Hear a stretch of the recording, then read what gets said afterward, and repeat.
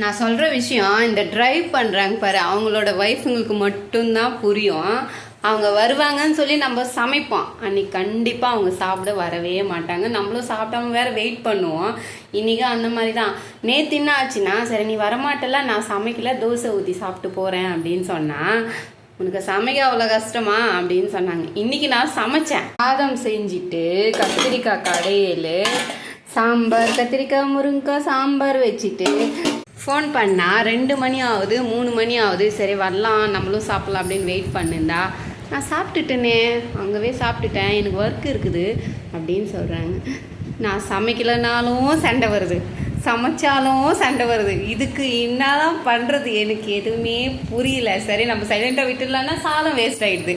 நைட்டுக்கு மறுபடியும் நம்ம தானே சாப்பிட்ணும், அவங்கன்னா சூடாக சாப்பிடுவாங்க.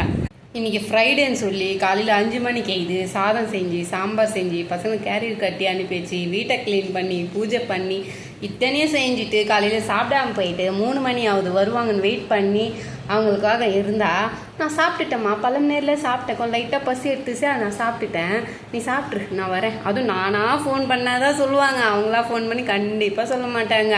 எங்கள் வீட்டில் மட்டும்தான் இந்த மாதிரி நடக்குதா, இல்லை உங்கள் வீட்லேயும் மறக்காமல் கமெண்ட்டில் சொல்லுங்கள். நான் பசிக்குது போய் சாப்பிட்றேன் அப்படின்னு நம்ம சேனல் லைக் சப்ஸ்கிரைப் கமெண்ட் பண்ணிவிட்டு போங்க. பை.